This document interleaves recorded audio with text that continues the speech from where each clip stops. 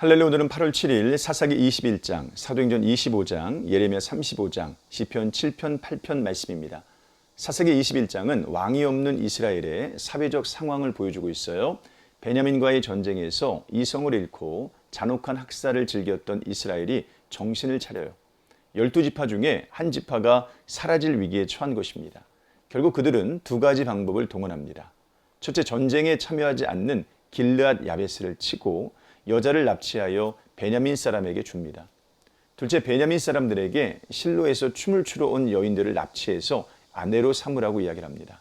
어처구니 없는 상황입니다. 불량배들의 잔인한 행동에 분노했던 그들이 불량배보다 더 나쁜 짓을 저지르고 있습니다. 도덕적인 가치관도 없고 이웃사랑의 정신도 완전히 실종된 시대입니다. 그때 이스라엘의 왕이 없으므로 사람이 각기 자기의 소견에 옳은 대로 행하였더라. 25절 말씀이죠. 무엇이 옳은지 모르는 시대는 사실 모든 것이 옳다고 말하는 시대이기도 합니다. 그래서 무엇이든지 합니다. 무엇이든지 해도 되는 이 시대에 오직 주께서 원하시는 것만 하는 성도가 되시기를 바랍니다. 사도행전 25장은 다시 재판을 받는 바울의 이야기예요. 새로운 총독 베스도가 옵니다. 대제사장 등이 다시 고발을 해요. 같은 일이 계속해서 반복됩니다. 대제사장 등은 증거를 대지 못하고 바울은 훌륭히 변호해냅니다. 또한 로마 시민의 신분을 이용하여 가이사에게 상수합니다. 사건의 방향이 이제 로마 쪽을 향합니다. 아그리빠 왕이 찾아오는데 그는 가이사와 친분이 있습니다. 총독 베스도는 그의 조언을 얻고자 합니다.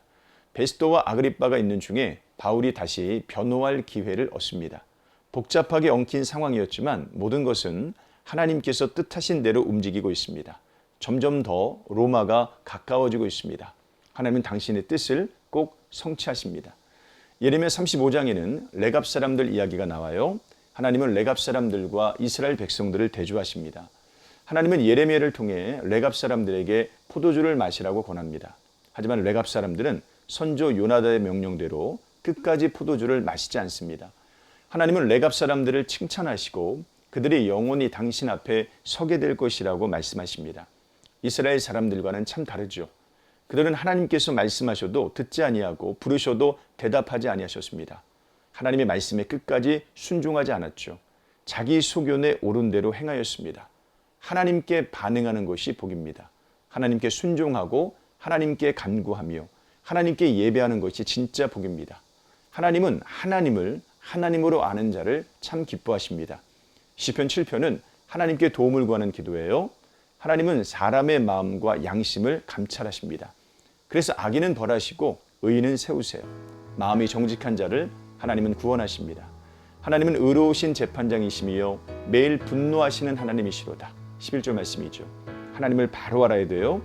하나님께서 죄를 얼마나 미워하시는지 알아야 회개할 수 있습니다. 하나님께서 긍휼이 얼마나 많으신지 알아야 간청할 수 있습니다. 시편 8편은 하나님의 아름다우심을 노래해요. 하나님은 참으로 놀라우십니다. 손가락으로 하늘과 달과 별을 만드셨습니다. 사람을 존귀하게 만드셨어요. 무엇보다 그 사람을 생각하시고 돌보십니다. 이 얼마나 놀랍고 아름답습니까?